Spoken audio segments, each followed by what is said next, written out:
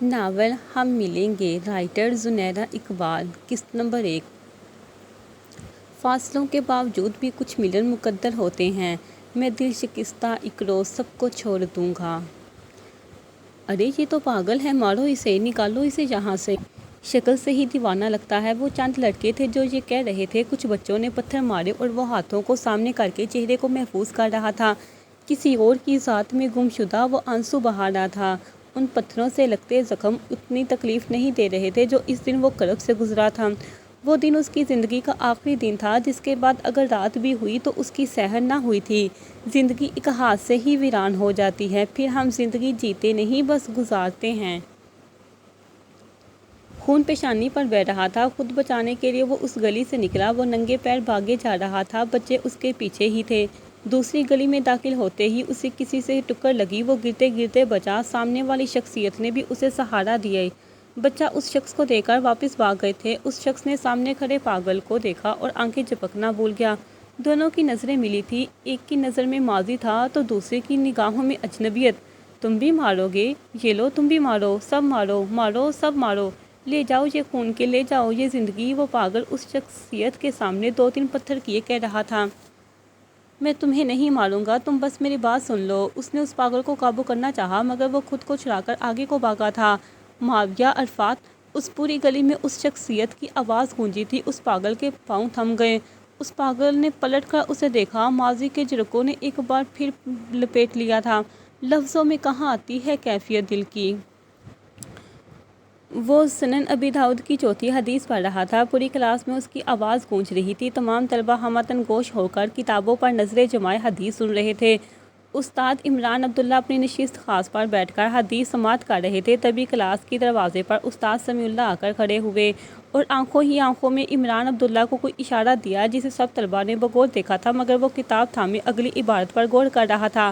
کیا ہوا سمیع اللہ؟ استاد عمران عبداللہ اس کے پاس آئے۔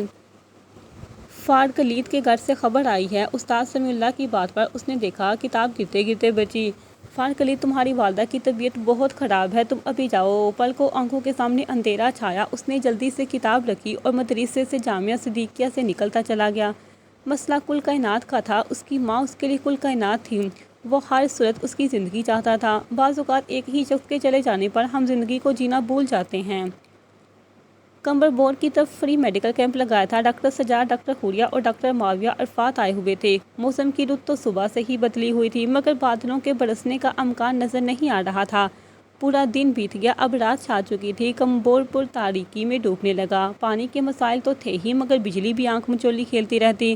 وہ تینوں اب واپس ہاسپٹل آ رہے تھے۔ کمبر بورڈ کے دائرے سے بھی نہ نکلے تھے کہ ایک آدمی بھاگتا آوازیں لگاتا انہی کی گاڑی کی طرف آ رہا تھا۔ جھٹکے سے ڈاکٹر سجاد نے بریک لگایا مگر وہ بریک نہ تھا، گاڑی پنکچر ہو چکی تھی۔ وہ آدمی ہامتا کامتا ان تک پہنچ چکا تھا۔ ڈاکٹر صاحب مہربانی کر کے میرے گھر کی جانب چلیں، میری بیوی کی طبیعت بہت خراب ہو گئی ہے، خدا کا واسطہ ہے آپ کو۔ وہ آدمی ہاتھ جوڑے خلوص سے کہہ رہا تھا۔ اس وقت ہلکی ہلکی سی بارش ہو چکی تھی۔ ٹھیک ہے ہم چلتے ہیں مگر ہوا کیا ہے؟ ڈاکٹر حوریہ نے پوچھا۔ وہ زچگی کی حالت میں ہے، آدمی نے بتایا۔ حوریہ اور سجاد تم دونوں جاؤ، میں گاڑی کو دیکھتا ہوں، معاویہ نے کہا۔ وہ دونوں اس آدمی کے ساتھ چلے گئے۔ معاویہ گاڑی کا ٹائر دیکھنے لگا اور بس دھیرے دھیرے بارش تیز ہوتی گئی۔ وہ مکمل طور پر بھیگ چکا تھا۔ وہ اپنے کام میں منہمک تھا۔ جب اسے عقب سے آواز سنائی دی وہ یکدم پیچھے کو مڑا مگر اس تاریکی میں کوئی نظر نہ آیا، بس بارش کی تر تر کی آواز سنائی دے رہی تھی۔ اپنا وہم سمجھ کر پھر سے گاڑی ٹھیک کرنے لگا کہ پھر سے وہ آواز سنائی دی۔ اس بار کسی بھاگنے کی آواز آ رہی تھی مگر وہ شخص نظر نہیں آ رہا تھا، مگر پھر وہ جو بھی نظر آ ہی گیا وہ لڑکی تھی جس نے بڑی چادر اوڑھ رکھی تھی۔ چادر اتنی بڑی تھی آدھی زمین پر لٹک رہی تھی۔ معاویہ حیرانی سے دیکھے گیا، پیچھے 3 آدمی بھی آن پہنچے۔ وہ لڑکی معاویہ کے قدموں میں گر پڑی۔ اللہ کا واسطہ ہے مجھے ان سے بچا لو، وہ ہاتھ جوڑے کہہ رہی تھی، آنسو رواں تھے۔ معاویہ نے اسے کھڑا کیا اور اپنے پیچھے کر لیا، گویا وہ خود کو محسوس کرنے لگی۔ وہ تینوں بدمعاش آدمی ہٹے کٹے سے معاویہ کو دیکھ کر ٹھہرے۔ کون ہے تو؟ انہوں نے معاویہ سے پوچھا۔ تم سے مطلب؟ معاویہ نے مضبوط انداز میں کہا۔ ابے سامنے سے ہٹ اور لڑکی کو ہمارے حوالے کر۔ اس لڑکی نے خوف سے معاویہ کی شرٹ پکڑ لی۔ نکل جاؤ تم تینوں، میں اسے تم لوگوں کے حوالے نہیں کروں گا۔ اچھا کیا لگتی ہے تیری جو اسے بچا رہا ہے؟ ایک آدمی آگے بڑھا۔ معاویہ نے پستل نکالی۔ ایک قدم بھی آگے مت بڑھانا، گاڑی میں بیٹھا اس لڑکی کو کہا۔ وہ گاڑی کا دروازہ کھول رہی تھی مگر وقت نے بغاوت کر دی۔ پیچھے سے 2 آدمیوں نے آ کر معاویہ کو پکڑ لیا اور ایک نے لڑکی کو۔ آسمان روشن ہوا تھا، وہ پکڑے جا چکے تھے۔ وقت نے غالب آ کر قہقہہ لگایا تھا۔ یار ہمیں نہیں پتا تو بس کچھ کر، ہم معاویہ کو نہیں کھو سکتے۔ سجاد اور حوریہ آفیسر منجار کے پاس آئے ہوئے تھے۔ یار معاملہ الجھا ہوا لگ رہا ہے، جبکہ اس کی گاڑی اسی جگہ پہ تھی تو وہ خود کہاں جا سکتا ہے؟ معاون تم کچھ کرو، بس اسے واپس لاؤ، حوریہ نے پرنم ہو کر کہا۔ معاون نے پرسوچ انداز میں سر ہلایا۔ معاون یاور ٹیم لے کر کمبرپور پہنچا تھا۔ دن کے اجالے تھے، گاڑی وہیں تھی مگر رات کی تاریکی میں ڈاکٹر عرفات کھو چکا تھا۔ شاید کبھی نہ ملنے کے لیے یا اجنبیت سما کر آنکھوں میں ملاقات کے لیے لوٹنے والا تھا۔ معاون یاور کی ٹیم نے علاقے کو گھیر لیا تھا۔ تفتیش شروع ہوئی مگر کسی کو اس واقعے کی خبر نہ تھی، سب بے خبر برت رہے تھے۔ صاحب اس رات تو بارش بھی طوفانی تھی، ہم بھلا کیوں نکلتے؟ ایک آدمی نے کہا۔ یہاں کا وڈیرا کون ہے؟ معاون نے پوچھا۔ وہاں موجود سبھی مردوں نے ایک دوسرے کو دیکھا اور کچھ نے سر تک جھکا لیے۔ کچھ پوچھ رہا ہوں، اس کی آواز میں دبدبا تھا۔ وہ یہاں کا وڈیرا ملک زبیر ہے سجاد۔ اور معاون نے ایک دوسرے کو دیکھا۔ لے چلو ہمیں، سجاد نے کہا مگر کوئی آگے نہ بڑھا۔ اقبال میں بات سمجھ نہیں آتی کیا؟ معاون نے روب سے کہا۔ صاحب کوئی اپنی جان خطرے میں ڈالے گا، ہم اگر آپ کو وہاں لے گئے تو آپ کے جانے کے بعد وہ ہماری بچیوں کو راتوں رات اٹھوا لے گا، وہ کیا کریں گے پھر؟ ایک آدمی نے کہا۔ کیوں اٹھوائے گا تم لوگوں کی لڑکیوں کو؟ اس کی سانسیں بند کروا دو نگاہ میں، معاون نے مضبوطی سے کہا۔ لے چلو۔ سجاد اور معاون اپنی ٹیم سمیت ڈیرے کا رخ کر چکے تھے۔ ماہی بیٹا پانی پلا دو، آسفا بیگم نے اسے آواز لگائی۔ ہانی اور وہ شاپنگ کرنے گئے تھے، ابھی واپس آئی تھی، اب بھائی جائے اور اپنی پسند کا کچھ لے آئے گا۔ حافظ صوفے پر ٹانگیں پھیلاتی بولی۔ آپی مجھے لگتا ہے بھائی اس شادی سے خوش نہیں ہیں، میں اسے میسج کی، کال کی مگر اٹھائی ہی نہیں۔ ماہی نے کہا۔ مصروف ہوتا ہے میرا بچہ، اس کا یہ مطلب تو نہیں ہے کہ وہ خوش نہیں ہے۔ امی آپ نے نوٹ نہیں کیا رشتے کے بعد سے وہ کتنا چپ چپ سا ہو گیا ہے؟ پہلے تو ایسا نہیں تھا اور سمجھتی رہی کہ وہ مصروف ہوتا ہے۔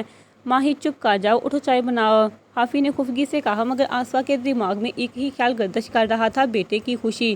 ہم کو معلوم تھا آنا تو نہیں تجھ کو، مگر تیرے آنے کے تو آثار ہوا کرتے تھے۔ یار رکشی میں نے سارے ناول پڑھ لیے ہیں، اب اور لینے ہیں، ویسے بھی وہ ناول آج میں ڈھونڈ کر رہوں گی، پچھلی دفعہ بھی نہیں ملا تھا۔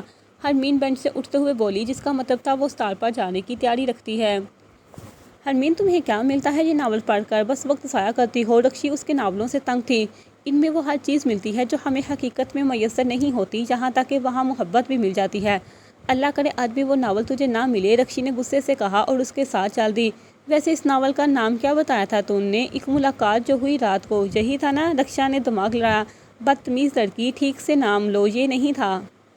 ایک ملاقات ہوئی، وہ پس پردہ تھا اس کا نام۔ وہ اب اس گلی میں پہنچ چکی تھی۔ اس گلی میں پہنچ کر حرمین کے تاثرات بدلنے لگے۔ کیا ہوا؟ رکشی نے اس کے چہرے کی طرف دیکھتے ہوئے کہا۔ سامنے دیکھ۔ رکشی نے سامنے دیکھا، وہ اسٹار بند تھا۔ اچھا ہوا چل اب واپس چلیں۔ رکشی نے واپسی کی طرف قدم بڑھایا۔ میں وہ ناول لیے بغیر نہیں جاؤں گی، حرمین نے پختگی سے کہا۔ وہاں کھڑے 2 آدمیوں سے پوچھا، پتہ چلا ایک وہ ہمیشہ کے لیے بند ہو گئی ہے۔ اچھا، حرمین نے اداسی سے کہا۔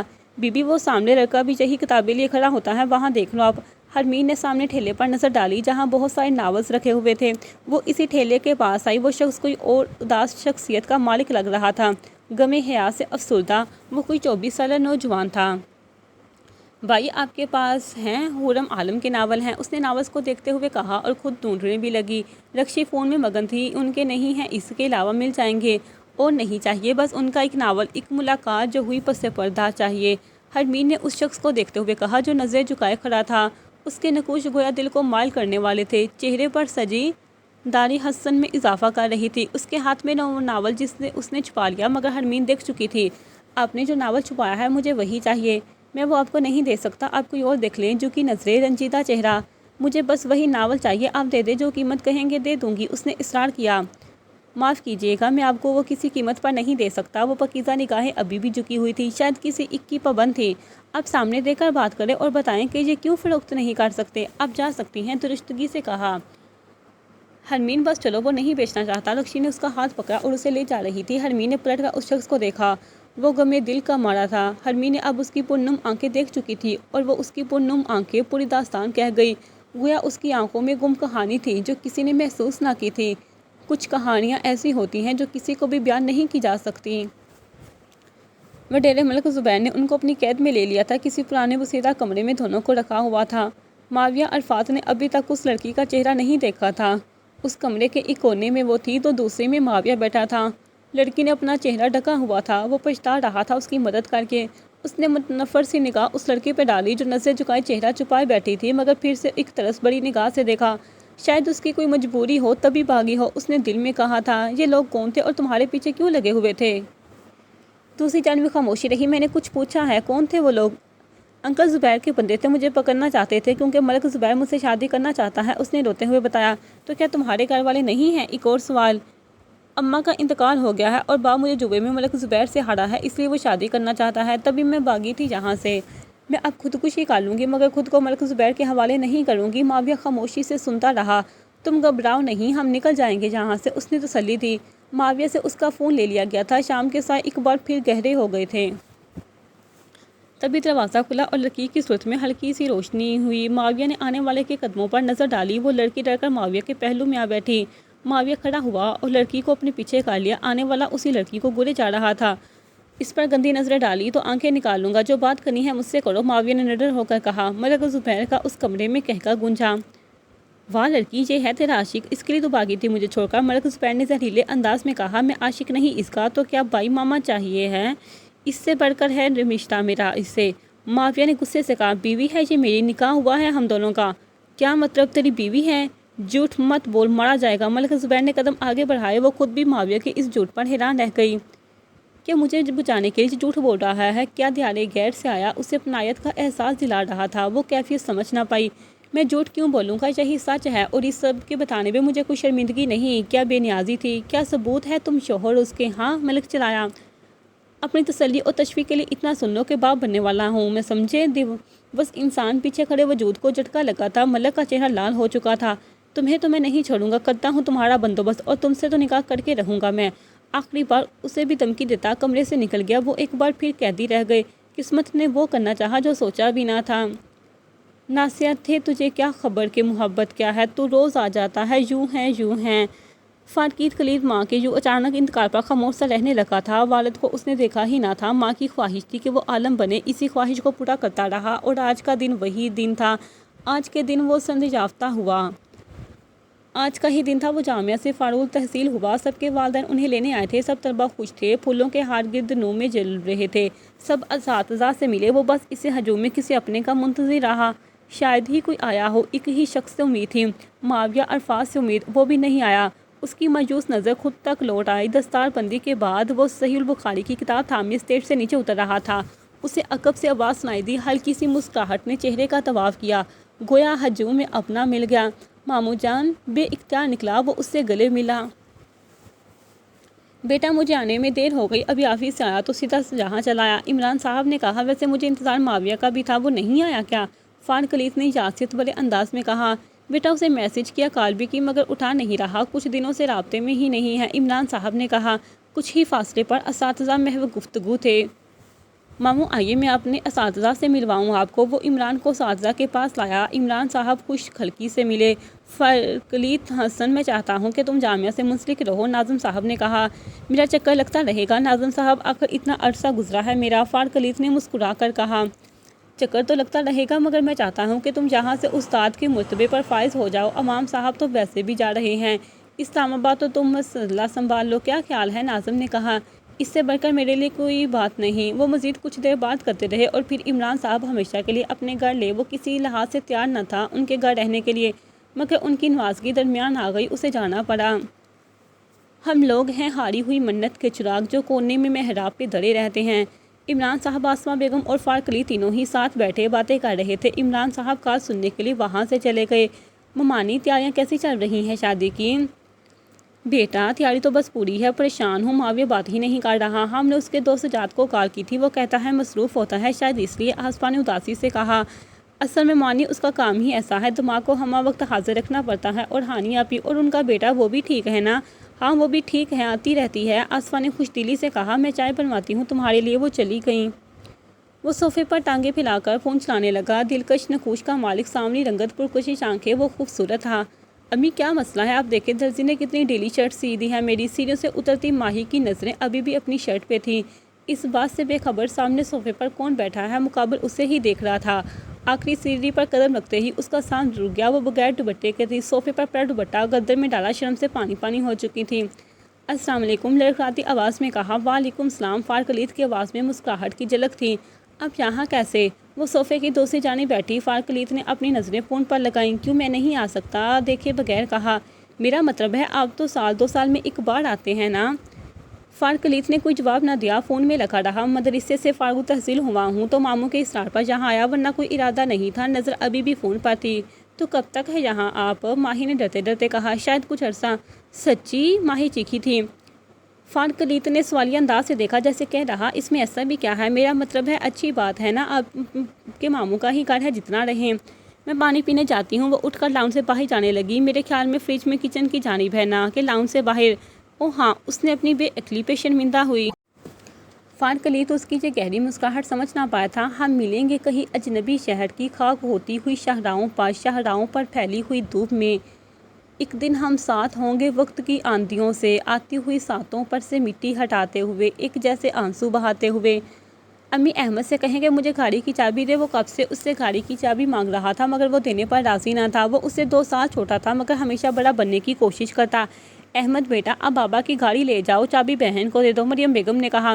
میں نہیں، اسی پہ جاؤں گا بس۔ وہ کہتا لان میں آیا۔ احمد تم مار کھاؤ گے۔ وہ اس کی جانب لپکی۔ شرافت سے کہہ رہی ہوں دے دو۔ اسی وقت کلیم اللہ صاحب اندر آئے۔ وہ سب سن چکے تھے۔ احمد چابی بہن کو دو، تم میری گاڑی لے جاؤ۔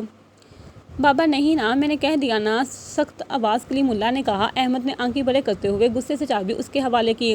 وہ گاؤں کے لیے باہر آ چکی تھی اور رکشی کو کال کرنے لگی۔ رکشی میں تمہیں لینے آ رہی ہوں۔ گاڑی سٹارٹ کی۔ جانا کہاں ہے؟ رکشی نے روکھے انداز میں کہا۔ یار اسی جگہ پر جہاں ناول لینے گئے تھے، آدھے گھنٹے میں واپس آ جائیں گے۔ یار حرمین میں نہیں جا رہی، اس دن بھی لیٹ آنے پر امی سے ڈانٹ پڑی تھی مجھے۔ رکشی تو اتنا بھی نہیں کر سکتی، کیسی دوست ہے تو؟ حرمین خفا ہونے لگی۔ او بھئی، جب وہاں وہ ناول نہیں مل رہا تو جانے کی کیا ضرورت ہے؟ تو چل نا بس۔ غصے سے فون بند کر دیا۔ وہ گاڑی زن سے لے اڑی۔ کچھ ہی دیر میں وہ اسی گلے میں تھی۔ گاڑی سے باہر آئی، مگر وہ وہاں نہیں تھا۔ آگے کو چلتی ہوئی اس کی اداسی بڑھنے لگی۔ وہ شخص وہاں نہیں تھا۔ اس کا دل جیسے کسی نے مٹھی میں لے لیا ہو۔ وہ درزی کی دکان کی طرف آئی۔ بھائی بات سنیں، وہ ناول ور لگ کر کہاں چلا گیا؟ ارے وہ عاشق، وہ دیوانہ۔ درزی ہنس پڑا۔ اب ہنس کیوں رہا ہے؟ کچھ نہیں، بس جو ہی اپنی ہنسی قابو کرتے ہوئے کہا۔ اس کی شاید طبیعت ٹھیک نہیں ہے، اس لیے نہیں آیا۔ درزی اب اپنے کام کی طرف متوجہ ہو چکا تھا۔ وہ اداسی سے گاڑی کی طرف آئی۔ جب درزی کی آواز پر پلٹی، وہ لڑکا دیوانہ ہے، اس کی آنکھیں داستان کہتی ہیں، اس لیے جھکا کے رکھتا ہے۔ وہ جہاں کم ہی نظر آئے گا، اس لیے اب بار بار چکر مت لگانا۔ وہ کہاں ملے گا مجھے؟ قبرستان۔ وہ اس کی بات پہ لرز گئی۔ کیا مطلب قبرستان میں؟ حرمین ڈر گئی۔ یہ تو نہیں معلوم، مگر مسجد کے بعد اس کے زیادہ چکر قبرستان کے لگتے ہیں۔ کل اس کے دوست بھی اس کا انتظار کرتے رہے اور پھر لوٹ گئے۔ اب اس راہ پر کبھی قدم نہ رکھنا، لوٹ جاؤ، اس راہ کی کوئی منزل نہیں ہے۔ درزی اپنی بات ختم کر کے کام میں مصروف ہو چکا تھا۔ دل میں اداسی بسیرا کر گئی۔ کیوں جاتا تھا وہ قبرستان؟ کس کے لیے جاتا تھا وہ؟ بس گاڑی اس گلی تک آئی۔ دل چاہا کہ ایک بار قبرستان جا کر دیکھا جائے۔ وہ اس شخص کو دیکھنا چاہتی تھی۔ اس کیفیت کو نام دینے سے قاصر تھی۔ جو سنا وہی ہوا۔ وہ شخص قبرستان کے دروازے سے باہر نکل رہا تھا۔ حرمین نے دفتر بریک لگایا۔ آنکھیں تھی کہ جھکنے سے انکاری ہو گئی۔ قبرستان کی پچھلی گلی کی طرف چل پڑا، اس بات سے بے خبر کہ ایک وجود اسے دیکھنے کی خاطر بے چین ہوا تھا۔ کیا منظور قسمت تھا؟ کیا وہ یک طرفہ محبت تھی، یا ایسی محبت جس کی کوئی منزل نہ تھی، یا کوئی تیسرا تھا جس کے بغیر یہ داستان ادھوری تھی؟ ڈاکٹر سجاد اور حوریہ اپنی ڈیوٹی پر تھے۔ ایک اداسی تھی جو جاتی نہ تھی، جو چھپائی نہیں چھپتی تھی۔ آفیسر معاون شاور نے بہت تلاش کیا، مگر کوئی سراغ نہ ملا۔ اس کے گھر سے اخراج آتی اور روز ایک نیا جھوٹ بولنا پڑتا۔ رات مکمل تاریکی میں ڈوب چکی تھی۔ وہ آج بھی قید میں تھے۔ آپ نے یہ برا جھوٹ بول کر بالکل اچھا نہیں کیا۔ تو کون سا جھوٹ اچھا ہوتا ہے؟ اگر میں جھوٹ نہ بولتا تو وہ تمہیں لے جاتے۔ فقط میری منقوہ ہونے کے ناطے چھوڑا ہے تمہیں، سمجھی؟ غصے سے کہا۔ ایک تو تمہاری وجہ سے میں قید ہوں، میرے گھر والے پریشان ہوں گے، میری شادی قریب تھی، میری جاب کا مسئلہ ہو چکا ہوگا، کسی کی ڈولی میرے نام پہ سجے گی۔ خود بتاؤ میرا غصہ جائز ہے کہ نہیں؟ اس نے تلخ ہو کر یہ پہلی بار کہا تھا کہ وہ اس قدر غصے میں تھا۔ ساری بڑاس نکال ڈالی۔ وہ اس کی باتوں سے دل برداشتہ ہو کر روتی گئی۔ معاویہ نے اس پر نظر ڈالی۔ وہ پردے میں رو رہی تھی۔ ایسی بھی کیا پردہ داری تھی جس نے بچایا وہی نہیں دیکھ پایا تھا؟ اچھا رو تو مت، نکل آئے گی کویا، اس نے تسلی دی۔ جو ہی کونے سنبھالے بیٹھے تھے، جب دروازہ کھلا، ملک کا نوکر اندر آیا اور ان پر گہری نگاہ ڈالی۔ معاویہ اٹھ کر اس تک آیا۔ سنو، تم ہمیں یہاں سے نکال دو، میں تمہیں اس کی اچھی خاصی قیمت دوں گا۔ معاویہ نے اسے لالچ دینا چاہا۔ ایسے ہلکے داموں سے کچھ نہیں ہوگا، میں ملک سے غداری نہیں کر سکتا، نوکر نے کہا۔ وہ بس دونوں کو دیکھ رہی تھی۔ معاویہ اس کی بات پر ہلکا سا مسکرایا۔ آگے جو ہوا وہ حیران ہوگی۔ معاویہ نے اس کے منہ پر زور سے ہاتھ رکھ کر اسے غسل خانے میں دھکا دیا اور کنڈی لگا دی۔ چلو آؤ جلدی سے نکلو یہاں سے، معاویہ نے اسے کہا۔ دونوں اس کمرے سے نکل گئے۔ حویلی کے صحن میں کوئی نظر نہیں آ رہا تھا۔ دونوں احتیاط سے قدم اٹھاتے حویلی کے دروازے تک آئے۔ گیٹ کھول کر حویلی سے باہر نکلتے چلے گئے۔ رات کی تاریکی میں معلوم نہ ہوا کہ جانا کس طرف ہے۔ وہ ایک گلی میں نکل آئے۔ کچھ دیر چلنے کے بعد وہ ٹھہر گئی۔ میں مزید نہیں چل سکتی، وہ تھک چکی تھی۔ ہم رک نہیں سکتے، وہ ہمارے پیچھے آ سکتے ہیں، چلو آپ جلدی کرو، معاویہ نے اپنائیت سے کہا۔ آپ نے مجھے حویلی سے نکالا اس کے لیے شکریہ، اب آگے میں خود کہیں چلی جاؤں گی۔ وہ ایک پتھر پر بیٹھ گئی۔ دماغ خراب ہو گیا تمہارا، کہاں جاؤ گی؟ زمانہ نوچ کھائے گا، کسی درندے کے ہاتھوں لگ جاؤ گی۔ اٹھو، معاویہ نے اس کی جانب ہاتھ بڑھایا۔ ہو سکتا ہے آپ مجھے بیچ دیں، ایک چپتا ہوا سوال۔ معاویہ کچھ لمحے پردہ پوش کو دیکھے گیا۔ میں ایسا نہیں، تم مجھ پر یقین کر سکتی ہو، اس کے لہجے میں خلوص تھا۔ معاویہ نے ہاتھ بڑھائے کہا۔ وہی پل تھا جب اس نے اپنا ہاتھ معاویہ کے ہاتھ میں دے دیا۔ اس رات کے چاند تارے، چلتی ہوا نے اس کے محافظ ہونے کی گویا گواہی دی تھی۔ وہ اس کا ہاتھ تھامے آگے کو چلتا گیا۔ نام کیا ہے تمہارا؟ رینا امین، اس نے نام بتایا۔ آج کی رات تھی جب قدرت نے اس کی قسمت میں لکھنے کا فیصلہ کیا، جب پھر ان کے درمیان ہونے والے معاملات کا ایسا زوال کہ ان سے منسلک رشتے محبت پر یقین کی آخری حد پر پہنچنے کو تھے۔ اصل میں بھائی آپ لوگ یہ رشتہ رکھنا ہی نہیں چاہتے تھے، ہمیں بس باتوں پہ ٹالے رکھا اور یہ دن آن پہنچا۔ شرم آنی چاہیے آپ لوگوں کو۔ کلثوم بیگم شدید غصے میں تھیں۔ کلثوم ایسی بات نہیں ہے، ہم واقعی اس رشتے کے حق میں تھے، مگر میرے بچے کا کوئی اتا پتہ ہی نہیں ہے۔ اس کے بابا نے ہر تھانے میں بات کی مگر معلوم نہ ہو سکا۔ جب ہاسپٹل سے یہ خبر آتی رہتی کہ وہ مصروف ہوتا ہے۔ آصفہ نے پرنم ہو کر کہا۔ کلثوم بات سچ ہے، ورنہ ہم بھلا ایسا کیوں کریں گے؟ عمران صاحب نے کہا۔ معاملہ جو بھی ہے مجھے اس سے کوئی سروکار نہیں۔ آج تو مہندی تھی نا، آپ نہیں آئے اور میں اپنے سسرال والوں کی باتیں نہیں سن سکتی۔ آپ کو معلوم ہے وہ کیسے لوگ ہیں۔ میں سب سمجھتا ہوں، مگر میرا بیٹا ملے گا تو ہی شادی ہوگی نا۔ مجھے تو لگتا ہے معاویہ جی شادی کرنا ہی نہیں چاہتا تھا، تبھی تو غائب ہو گیا۔ ہم مزید رسوائی نہیں سہ سکتے، آپ بات ختم سمجھے، مت آئیے گھبراہٹ لے کر۔ معاویہ نہ صحیح کوئی اور صحیح، کلثوم نے کہا اور گیٹ کی طرف چل دی۔ آپا اللہ کا واسطہ ہے ایسا نہ کرے، یہ کوئی چھوٹی بات نہیں ہے، ہم ایسے ختم نہیں کریں گے۔ آصفہ بیگم آواز دیتی رہ گئی۔ عمران صاحب بے سدھ ہو کر صوفے پر بیٹھ گئے۔ ماہی سیڑھیوں پر کھڑی سب سنتی رہی۔ میں اس لڑکے کو کبھی معاف نہیں کروں گا، پورے خاندان میں بے عزت ہو گیا ہوں، میں سب کو کال کر کے کہنا پڑ رہا ہے کہ شادی نہیں ہے۔ عمران صاحب نے سر تھامے کہا۔ آپ کو خاندان کی پڑی ہے، میرے بیٹے کی کوئی فکر نہیں ہے۔ آصفہ بیگم رو رہی تھی۔ وہ یہ شادی کرنا ہی نہیں چاہتا تھا، اس لیے نکل گیا ہوگا، عمران صاحب کہتے باہر نکل گئے۔ تبھی عصر کی آواز بلند ہوئی۔ وہ وقت عصر موسم اچھا ہوتا تھا۔ ماہی نے دوپٹہ سر پر رکھا اور کمرے میں چلی آئی۔ وہ صوفے پر بیٹھی۔ مؤذن اب حی علی الفلاح کی صدا اعلیٰ لگا رہا تھا۔ میری کامیابی ہو تم، اذان کی صورت میں بلند ہوتی فارکلید حسن کی آواز پر اس نے کہا تھا۔ وہ اذان دیتا فارکلید حسن تھا۔ اس نے دل میں اسے پانے کی دعا کی۔ اذان ختم ہوئی تو وہ وضو کے لیے اٹھ گئی۔ میں وہ بڑا ہوا برتن ہوں باغ میں جس پر کوئی بھی پرندہ نہیں اترتا۔ میرے طبیب تجھے ساحلوں کی آہ لگے، میری نگاہ میں دریا نہیں اترتا۔ وہ شخص اداسی سمیٹے ساحل کنارے بیٹھا تھا، اپنے ارد گرد سے بے خبر۔ تم ہمیشہ مذاق سمجھتی ہو، جو بھی کہوں بس اپنی کرتی ہو۔ وہ خفا خفا اس سے۔ اچھا جی، آپ تو بار بار میرے قلم پہ بات لے آتے ہیں تو غصہ تو آئے گا نا مجھے، اور پھر میں ایسی باتیں تو کروں گی، پرنم آواز سے کہا۔ صرف اتنا ہی تو کہا ہے، پورے 3 سالوں سے یہ ناول لکھ رہی ہو، اب اینڈ بھی کر دو، اس کی وجہ سے تم مجھے وقت نہیں دیتی، جب بھی دیکھو ہاتھ میں قلم اور رجسٹر لیے بیٹھی ہوتی ہو۔ جھوٹ مت بولو، اب جب آتے ہو بات کرتی تو ہوں، اور کیا کروں، اس نے کہا کر منہ پھیر لیا۔ دونوں ٹیرس پر کھڑے تھے۔ ہوا شارت پر اتر آئی تھی۔ ٹھیک ہے تم لکھو، ابھی بھی میں جا رہا ہوں، وہ کہہ کر جانے لگا۔ اچھا رکو تو بیٹھ کر بات کرتے ہیں۔ وہ اس کے پیچھے آئی مگر وہ تیزی سے سیڑھیاں اترتا جا رہا تھا۔ پلیز رک جاؤ سلید، اس نے جاتے شخص کا نام لیا اور دفتن سیڑھیوں سے پاؤں پھسلا۔ وہ سیڑھیوں سے گرتی چلی گئی۔ چیخیں بلند ہوئی۔ وہ بھاگنے کی صورت میں اس تک آیا۔ جاؤ، اب ہمیشہ کے لیے مجھے چھوڑ کے چلے جاتے ہو، اور آج بھی یہی کر رہے تھے۔ وہ گھٹنا تھامے رو دی۔ سلید نے نظریں جھکا لی۔ اچھا اب کبھی ایسا نہیں کروں گا، کبھی نہیں چھوڑوں گا، بس آئیبرو چکائے۔ سلید عالم صرف حور عالم کا ہے، اس نے ہاتھ اس سے اٹھایا۔ تم میرا وہ خواب ہو جو حقیقت سے کہیں زیادہ حسین ہے، اور اس حسین خواب کو میں تعبیر ضرور دوں گا، سلید عالم نے مضبوط انداز میں کہا۔ خرم کے لبوں پر ہلکی سی مسکراہٹ بکھر گئی۔ کسی نے اس کے کندھے پر ہاتھ رکھا۔ اس نے نظریں اٹھا کر دیکھا۔ وہ کوئی ادھیڑ عمر شخص تھا۔ بوقت مغرب ہے، لوٹ جاؤ، گھر کو سب کو اپنی راہوں کو جا رہے ہیں، تم بھی اپنی راہ لو اور منزل پر پہنچو۔ سلید ماضی کے دریچوں سے نکل چکا تھا۔ اس شخص کو غور سے دیکھو، میری منزل نہیں ہے، میں مسافر ہوں جو مسلسل سفر پہ ہے، نہ آگے منزل دکھائی دیتی ہے اور نہ پیچھے قدموں کے نشان۔ اداس لہجے میں کہتا وہ کھڑا ہوا، اپنے ماضی سے نکلو گے تو منزل ملے گی نہ، ادھیر عمر شخص نے کہا اور پلٹ گیا۔ اور اگر ہماری روح کے ہوتے ہوئے ہماری منزل قبرستان تک جاتی ہو تو پھر وہ شخص اس کے لفظوں پر ٹھہرا، یہ وقت رخصت ہے، پھر ملے تو بات کریں گے۔ وہ شخص جا چکا تھا۔ دھیرے دھیرے تاریکی چھانے لگی، بے بسی سے بھرپور سانس کا اخراج کیا، اپنے ٹھکانے کی جانب قدم بڑھایا۔ ساحل کے کنارے اس سے اب دور ہو چکے تھے۔ ہم ملیں گے گھنے جنگلوں کی گھاس پر اور کسی شاخ نازک پر پڑتے ہوئے بوجھ کی داستانوں میں کھو جائیں گے، ہم ملیں گے کہیں۔ شام کے سرمئی اندھیروں میں میرے دل کے داغ جلتے ہیں، وہ گھٹن ومشک راہیں تھیں جن سے وہ گزر کر ہاسپٹل تک پہنچے تھے۔ معاویہ نے اس کی حفاظت کرتے ہوئے اسے ساتھ رکھا۔ معاویہ نے پہلا قدم ہاسپٹل میں رکھا، وہ اس کے پیچھے تھی۔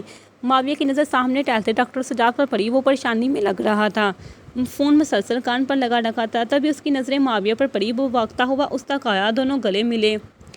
کیا ہوا؟ اتنے پریشان کیوں ہو؟ یار پیشنٹ کی حالت بہت سیریس ہے، اسے گولی لگی ہے، ڈاکٹر خضر کو کال کی ہے مگر ابھی تک پہنچے ہی نہیں۔ معاویہ اس کی بات سن کر پیشنٹ تھیٹر میں چلا گیا جہاں پہلے سے ٹیم موجود تھی، پیشنٹ کا آپریشن جاری ہو چکا تھا۔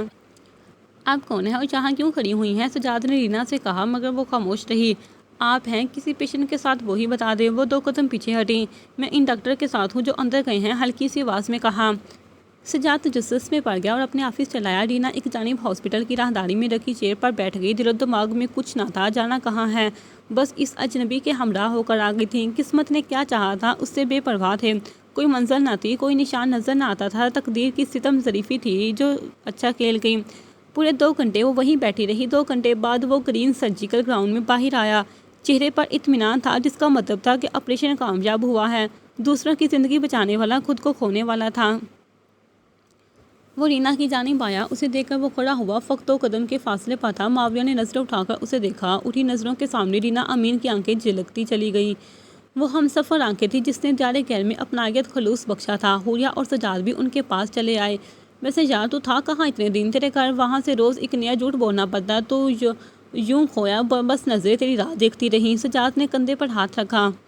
معاویہ ایسے کون کرتا ہے؟ تم نے ذرا بھی نہ میرا سوچا؟ حوریہ کے لہجے میں کچھ خاص تھا۔ میں جیسا تھا جہاں تھا، تم لوگوں نے ڈھونڈنے کی زحمت تو یقیناً نہیں کی ہوگی۔ معاویہ کے انداز میں قدرے خفگی، وہ ایک چیئر پر بیٹھ گیا۔ رینا سب کو اجنبی کی نگاہوں سے دیکھ رہی تھی۔ اچھا جناب، یہ لڑکی کون ہے کہیں؟ سجاد نے آگے کی بات ادھوری چھوڑی۔ تمیز سے شہزاد صاحب، ایسا ویسا کچھ نہیں ہے۔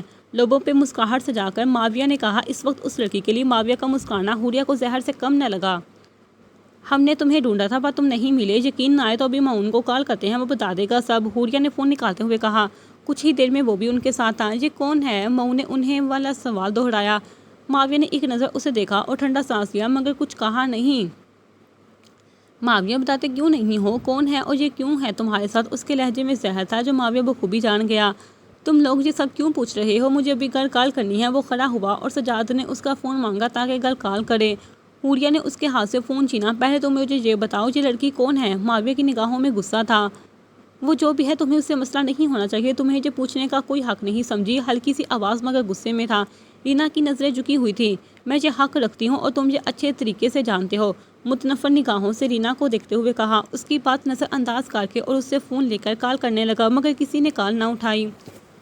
میں گھر جا رہا ہوں، بعد میں چکر لگے گا میرا۔ معاویہ نے وہ گاؤن اتارا اور باہر جانب بڑھنے لگا۔ یہ مجھے کس کے سہارے چھوڑ کر جا رہا ہے؟ رینا کا دل دھڑکا۔ اس نے پلٹنا تھا اور وہ پلٹا تھا۔ وہ معاویہ عرفات تھا، صرف اس کے لیے سب سے بے نیاز ہو کر۔ حیا کی چادر میں لپٹی اس کی آنکھیں معاویہ کو ہی دیکھ رہی تھی۔ آؤ تم بھی، معاویہ نے اسے چلنے کا کہا۔ اس پر حوریہ کی آنکھیں پھیلتی چلی گئیں۔ اس نے معاویہ کے سنگ قدم ملائے اور ہاسپٹل سے باہر نکل گئے۔ ایک غم کا بوجھ تھا جو حوریہ کے دل پر آن پڑا تھا۔ ہم ملیں گے حوض کی سیڑھیوں پر وضو کرنے والے شفاف چہروں کے سامنے سنگ مرمر سے آراستہ فرش پر پیر رکھتے ہوئے، آہ بھرتے ہوئے اور درختوں کو منت کے داغوں سے آزاد کرتے ہوئے ہم ملیں گے۔ میں اندر آ جاؤں؟ ماہی نے دروازے پہ ناک کرتے ہوئے اجازت طلب کی مگر اندر سے آواز نہ آئی۔ دوبارہ نام کرنے پر بھی جواب نہ آیا تو وہ اندر چلی آئی۔ کمرے میں کوئی نہیں تھا۔ سفید سوٹ سلیقے سے بیڈ پر رکھا ہوا تھا۔ غسل خانے کا دروازہ بند تھا۔ وہ کمرے نکلنے درمیان آ کھڑی ہوئی۔ دفتر اس کی نظر ٹیبل پر رکھی ڈائری پر پڑی۔ اس نے وہ ڈائری اٹھا لی۔ کالے رنگ کی وہ ڈائری تھی۔ اسے کھولتے ہی گلاب کی خوشبو نے رخسار میں لیا۔ پہلا صفحہ کھولا جس پر انتہائی خوبصورتی سے فارکلیت حسن درج تھا۔ نیچے لائن پر نظر ڈالی، اس پر کچھ لکھا ہوا تھا۔ میں خدا سے راضی ہوں مگر خدا نے مجھ سے جو چھینا اس چھیننے پر میں ادھورا رہ گیا۔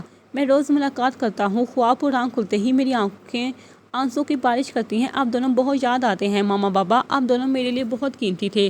فار کلید ادھورا ہے آپ دونوں کے بغیر۔ ماہی ان لفظوں کے سحر میں جکڑتی چلی گئی۔ دوسرا صفحہ پلٹا جس پر عربی میں کچھ درج تھا۔ درج سطر کا مطلب وہ نہ سمجھ سکی۔ ماہی اس کی آواز پر وہ پلٹی، وہ پیچھے ہی کھڑا تھا، ہاتھ میں پکڑی ڈائری گرتے گرتے بچی۔ فار کلید نے پہلی بار اس کا نام لیا تھا، دل چاہا کہ ایک بار پھر اس کا نام لے، مگر یہ دل نے چاہا تھا، فار کلید نے نہیں۔ ڈائری جلدی سے ٹیبل پر رکھ دی۔ خیریت تم جہاں؟ بیڈ پر رکھا سوٹ اٹھا کر وہ اب الماری میں رکھ رہا تھا۔ آپ کو بابا نے نیچے بلوایا ہے؟ ٹھیک ہے میں آتا ہوں، دیکھے بغیر کہا۔ ماہی جانے لگی، جانے کیا سوچ کے دروازے کے پاس ٹھہری۔ آپ سے کچھ پوچھنا تھا۔ پوچھو۔ وہ اب بالوں پر برش کر رہا تھا۔ کیا وہ شخص اسے دیکھ کر بات نہیں کر سکتا؟ اس کے دل نے دہائی دی۔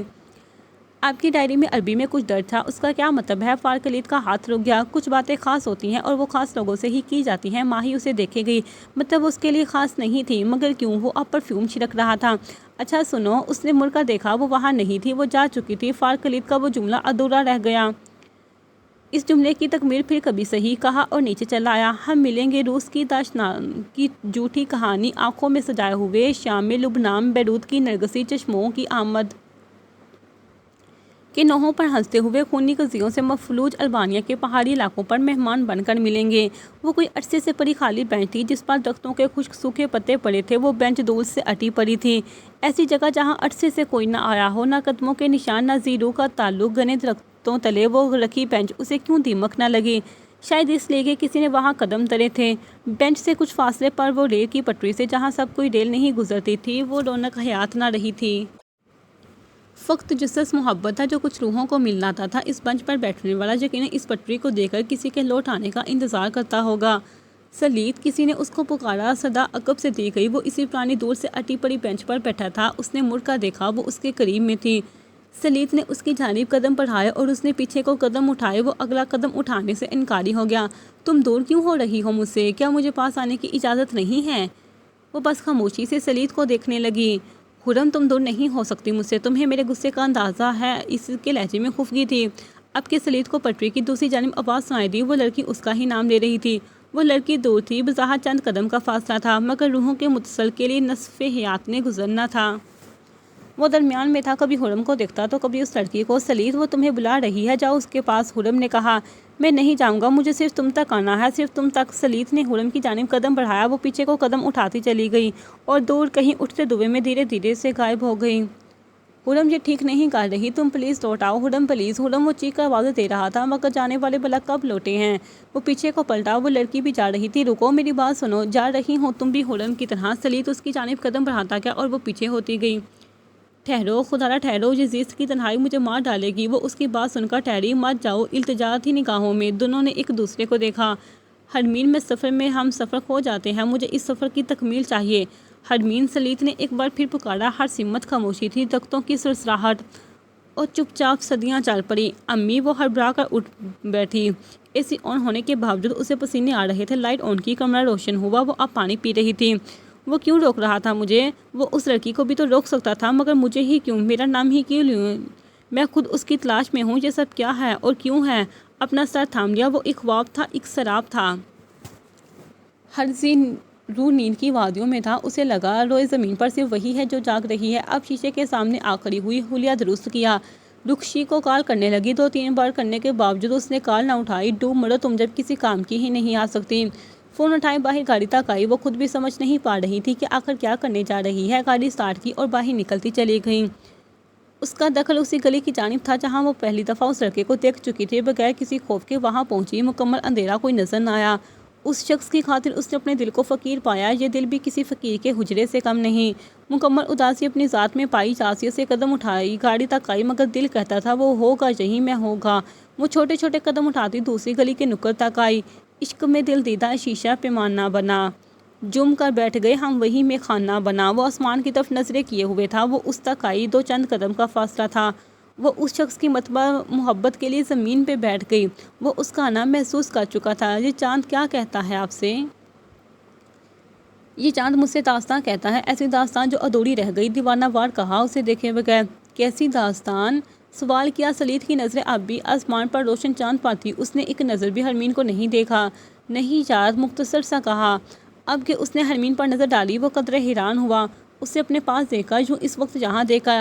آپ اب یہاں کیوں آئی ہیں؟ کیا چاہتی ہیں آپ؟ اگر اس کتاب کی بات ہے تو وہ میں ہرگز نہیں دوں گا، بھول جاؤ، وہ جائیں یہاں سے، آئندہ لوٹ کر سلیت نے بیزاری سے کہا۔ وہ بس اسے دیکھتی رہی۔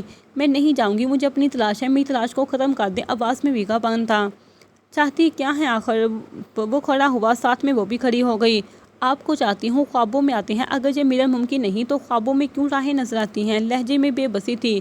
آپ کا یہ سفر آئے گا جائے گا، لوٹ جائیں، آپ ایک حادثے کی راہ میں ہیں، سلیت کہہ کر آگے بڑھ گیا۔ آپ کو آپ کی محبت کا واسطہ، وہ لفظ تھے کہ کوئی سحر جس میں وہ ٹھہر گیا، اس کی جانب پلٹا۔ لوٹ جاؤ، کچھ راہوں پر صرف روحیں مجروح ہوتی ہیں، منزلیں نہیں ملتی۔ وہ لمحہ ٹھہر سا گیا، وہ یک طرفہ سفر تھا، دونوں جانب آنکھیں نم تھیں۔ ضروری تو نہیں آپ ادھورے رہیں، کسی اور وجود سے کمال بھی تو ہو سکتا ہے، اس چاند کی مانند مکمل بھی ہو سکتے ہیں۔ سلیت اس کی بات پر ہنسا جس میں کھوکھلا پن تھا۔ وہ آدھی رات کا پورا چاند ضرور ہے، مگر ہے تو تنہا نہ۔ میں نے جسے چاہا وہ میرے پاس نہیں ہے، وہ اتنا نہیں کر سکی، وہ میرے لیے نہیں ٹھہر سکی۔ مجھے لگا میں واپس جا کر اسے سرپرائز دوں گا، مگر اس کی وہ حالت دیکھ کر میرا دل ہزاروں حصوں میں تقسیم ہو گیا۔ میں اس کے کمرے میں گیا، وہ ناول جو لکھ رہی تھی مکمل نہیں ہوا تھا، بکھرا پڑا تھا۔ اسی دن میری ذات بکھر گئی۔ مجھے ہمیشہ اس کے لکھنے پر اعتراض رہا، اس لیے کہ مجھے وقت نہیں دیتی تھی۔ مجھے لگتا تھا وہ چھوڑنے صرف مذاق کرتی ہے، مگر نہیں، وہ حقیقت ہوا۔ میں نہیں تھا، ایسا نہیں تھا۔ سلیت عالم اپنی آنکھیں رگڑ رہا تھا، مطلب وہ رو رہا تھا۔ ایک وجود ایسی صلاحیت رکھتا ہے کہ وہ ہنستی ذات کو رلا سکتا ہے۔ وہ اب جا رہا تھا، اس کے لیے نہیں ٹھہر سکتا تھا۔ وہ اس کے لیے آئی تھی، مگر وہ وقت کی چند ساعتیں لوٹ آئیں تو کیا تماشا ہو۔ وہ سر جھکائے بیٹھا تھا، جبکہ وہ لاؤنج میں ایک جانب کھڑی تھی۔ مقابل صوفے پر عمران صاحب غصے کی حالت میں بیٹھے ہوئے تھے، آسیہ بیگم آنسو بہائی جا رہی تھیں۔ بابا میں جھوٹ نہیں بول رہا، میں نے کوئی نکاح نہیں کیا، یہ تو قسمت نے مسخر کیا ہے میرے ساتھ، ایک حادثہ تھا، میں جان بوجھ کر غائب نہیں رہا، میری بات کا یقین کرے پلیز۔ تو کہاں تھے ان دنوں؟ اگر شادی نہیں کرنی تھی تو بتا دیتے، یوں غائب تو نہ ہوتے اس عمر میں۔ میں جواب دیتا پھرتا ہوں خاندان والوں کو، غصے کا عالم تھا۔ تو کس نے کہا جواب دیتے پھرے؟ ایک حادثہ تھا جو رونما ہو گیا، اور مجھے لگتا ہے کہ خالہ یہ رشتہ رکھنا ہی نہیں چاہتی تھی، اچھا ہی ہوا جو ختم ہو گیا۔ عمران صاحب کھڑے ہوئے۔ یہ کون ہے؟ اسے کیوں لائے ہو؟ میں بتاتا ہوں، سب آپ بس اپنے روم میں چلیں۔ معاویہ اور عمران صاحب دونوں ہی روم میں چلے گئے۔ یہاں آؤ بیٹا، آسیہ بیگم نے اسے اپنے پاس بلایا۔ ماہی بھی پاس ہی کھڑی تھی، اس نے ابھی بھی چہرہ لپیٹ رکھا تھا۔ یہ دوپٹہ ہٹاؤ، ماہی نے کہا۔ رینا نے دوپٹہ ہٹایا۔ معصومیت سے بھرپور سامنی رنگت ٹھوڑی پہ خوبصورت سا گرتا گڑا کشش میں اضافہ کر رہا تھا۔ سیڑھیوں سے آتے معاویہ عرفات کی نظریں اس پر ٹھہر گئی، بے توجہی سے ایک زینہ چھوڑ کر تیسرے پہ قدم جا رکا تھا۔ مزید آگے کو قدم نہ بڑھایا، ہلکا سا مسکرایا اور سر جھکا دیا۔ تبھی رینا کی نظر اس پر پڑی، چہرے پر پھر سے دوپٹہ کر لیا۔ وہ ماں کو بلانے آیا تھا، کچھ کہے بغیر پھر سے اوپر چلا گیا۔ میری حسرتوں کو سگن کر، میری خواہشوں سے خطاب کر۔ فارغ اور معاویہ کی ملاقات ہو چکی تھی، وہ رات کے پہلے پہر ہی ہاسپٹل چلا گیا تھا۔ ماہی کو تلقین کی کہ وہ رینا کا خیال رکھے۔ ماہی کے کمرے کے دائیں جانے والی کھڑکی سے سارا لان نظر آتا، اسی لمحے بھی وہ باہر ہی دیکھ رہی تھی، کوئی کام میں ٹہر رہا تھا۔ آسمان کی طرف دیکھتے ہوئے وہ چھوٹے قدم اٹھاتا رہا تھا۔ ماہی کی نظریں اسی پر ٹل رہیں، دل چاہا کہ باہر اس کے پاس جائے، مگر دل تو لمحوں کی ضد میں تھا۔ فارغ پلٹا، اس کی نظریں ماہی پر تھیں۔ ماہی نے جلدی سے منہ پر ہاتھ رکھا اور کھڑکی سے ہٹ گئی۔ یہ دیکھ کر وہ ہلکا سا مسکرایا۔ ماہی، وہ اسے آواز دے رہا تھا، مگر وہ سامنے نہ آئی۔ ایک بار پھر پکارا، اب کی سامنے آ چکی تھی۔ فارغ نے اسے کام میں آنے کا اشارہ کیا۔ اس نے حیرت سے کام میں کھڑے شخص کو دیکھا، اسے یقین نہ آیا کہ وہ اسے بلا رہا ہے۔ قدموں نے پہلے کی ماہی کا دوپٹہ گلے میں ہی تھا، وہ کام میں رکھی کرسی پر بیٹھ چکا تھا، وہ اس کے سامنے آ چکی تھی۔ فارغ نے اس کی جانب دیکھا، حیات ہی کے شرم کی حد۔ اس کے دیکھنے پر ماہی نے نظریں جھکا لی۔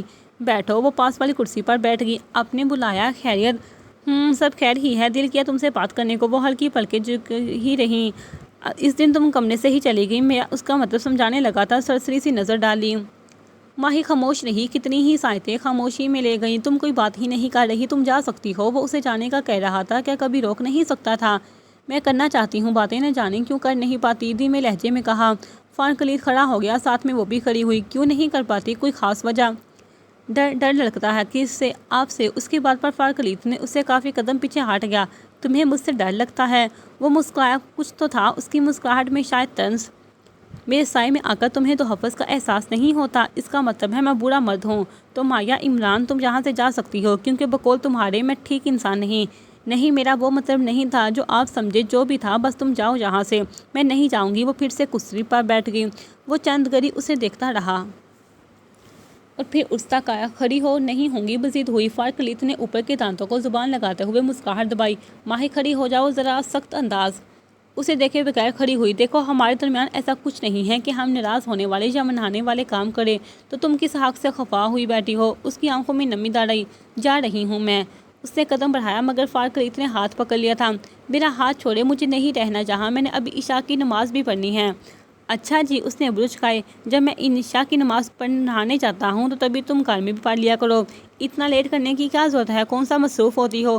مقابل خاموش، آؤ چند قدم ٹہلتے ہیں۔ اس نے ہاتھ چھوڑ دیا۔ دونوں کے قدم اب ساتھ ساتھ اٹھ رہے تھے۔ ماہی کا دل زور سے دھڑک رہا تھا، دوپٹہ گلے میں جڑ رہا تھا۔ پتہ ہے تم اچھی نہیں لگ رہی، بالکل بھی نہیں۔ اس کی آنکھیں پھیل گئیں۔ کیوں؟ اس کا دوپٹہ سر پر اڑایا۔ اب اچھی لگ رہی ہو۔ پتہ ہے صورت کیف کی ایک آیت ہے جس کا ترجمہ ہے، یہ وقت ہے تمہارے اور میرے درمیان جدائی کا۔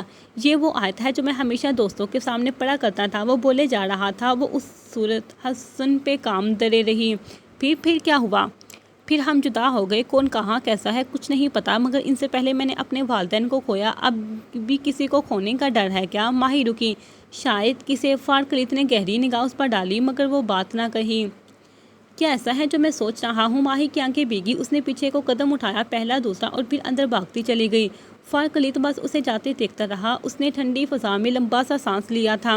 ہم ملیں گے کہیں ایک مردہ زمانے کی خوش رنگ تہذیب میں جذب ہونے کے امکان میں، ایک پرانی عمارت کے پہلو میں اجڑے ہوئے لان میں۔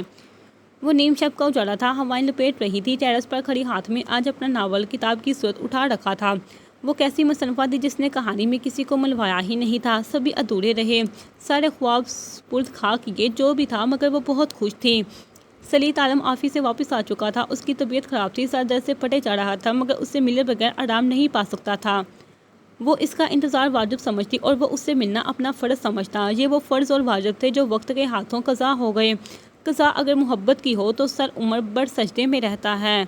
سلیط اس کے پاس ٹیرس پر ہی چلا آیا۔ وہ اس کے قدموں کی چاپ جانتی تھی۔ ٹھنڈی ہوا کے جھونکے تسکین دے رہے تھے۔ ہوا اس کے بالوں سے چھیڑخانی کر رہی تھی۔ وہ پاس آ کر کھڑا ہوا اور اسے دیکھے گیا۔ کیا ہوا، ایسے گھور کیوں دیکھ رہی ہو؟ دیکھ رہا ہوں ہواؤں سے دوستی اچھی ہے تمہاری۔ یہ تو ہے۔ اس نے بال پیچھے کیے۔ سبھی کی پسند ہوں میں، ہواؤں، پرندوں، گھر والوں کی، خاندان والوں کی، زندگی اور موت کی۔ ایک اور بزرگ سلیط عالم کی فخریہ انداز تھا۔ شرم کر لو، بزرگ کہہ رہی ہو مجھے؟ ہاں تو ہے نا۔ خرم عالم مت بولو، میں صرف 25 کا ہوں، آئندہ ایسی گستاخی پر معافی نہیں ہوگی۔ سلیط اس سے قریب ہوا۔ جو اس کے قریب آنے پر وہ ذرا نہیں گھبرائی۔ وہ دو دلوں کا سفر تھا، عنقریب ان کی شادی ہونے والی تھی۔ وہ دونوں کزن ہی تھے۔ شفاء عالم کے 2 ہی بیٹے تھے، رجب عالم جو 6 سال کی عمر میں انتقال کر گیا، اور پھر اللہ نے ایک اور بیٹے سے نوازا جس کا نام سلیط عالم رکھا گیا۔ رفیق عالم کی ایک ہی بیٹی تھی، خرم عالم، جو خاندان کی خوبصورت لڑکی سمجھتی تھی۔ بہت رشتے آئے خاندان سے مگر سلیط عالم نے تمام حدیں پار کر کے کہیں اور رشتہ نہ ہونے دیا۔ وہ اس کی پسند تھی اور اسے سلیط کے لیے بنایا گیا تھا۔ گھر والوں نے سلیط کی شدت اور بغاوت کو دیکھ کر اس کا راستہ اسی سے طے کر دیا۔ خرم کی پسند بھی سلیط ٹھہرا۔ ان کے رشتے کو 4 سال ہو چکے تھے۔ خرم تمہیں ایک بات بتانی تھی۔ سلیط اب صوفے پر آ بیٹھا۔ مجھے بھی تم سے کرنی تھی۔ اچھا پہلے تم بتا دو۔ خرم مقابل صوفے پر بیٹھی۔ اس نے وہ کتاب آگے کو رکھی جس کی وجہ سے خوش تھی۔ سلیط عالم نے وہ کتاب ہاتھ میں لی جس کے کور کچھ اس انداز کا تھا کہ 2 ہاتھ جن کے درمیان فاصلہ تھا چلتی ریل، ایک جانب قبرستان کا دھندلا پن وہ بغور دیکھے گیا۔ یہ ہاتھوں کے درمیان اتنا فاصلہ کیوں ہے؟ یہ مل بھی تو سکتے تھے۔ سلیط کو جیسے دکھ ہو رہا تھا۔ ہاں مگر میں نے کسی کو ملوایا ہی نہیں۔ اچھا تو یہ قبرستان کیوں ہے؟ ایک اور سوال۔ کہانی ادھوری ہے اس لیے، بے پرواہی سے کہا۔ یہ پوری بھی تو ہو سکتی تھی۔ اس نے اب کتاب کھولی جس کے شروع میں ہی لکھا تھا میرے پسندیدہ شخص کے نام، یعنی سلیط عالم کے نام۔ اس نے لمبا سانس لیا۔ کہانی ادھوری ہو تو یاد رہتی ہے سلیط عالم، اس نے ابرو جھکا کر کہا۔ مطلب تمہاری اس کہانی میں کسی کا ملن ممکن نہیں ہوا؟ نہیں تو۔ وہ پھر سے ٹیرس پر آ کھڑی ہوئی۔ مجھے افسوس ہے اس ادھوری کہانی پر۔ اچھا اب تم بتاؤ، تم نے کیا بات کرنی تھی؟ وہ وہیں بیٹھا رہا۔ جانے کیوں وہ ہاتھ پکڑی کتاب دے کر اچھا خاصا اداس ہو چکا تھا۔ بابا نے اپنے دوست کے ساتھ 2 سالہ کنٹریکٹ سائن کیا ہے، اس لیے میں غیر ملک کا رہا ہوں۔ پھر واپسی پر انشاءاللہ شادی ہوگی، پھر یہ دوری ختم۔ بات خوشی کی تھی مگر مایوسی سے کہی گئی۔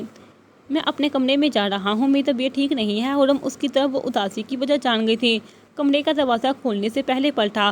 خرم تمہیں چاہیے تھا کہ تم ان کو ملواتی، نہ کہ یوں ادھورا کرتی، سجدوں تک لے جاتی ان کو۔ کچھ محبتیں مسلوں پر ملا کرتی ہیں۔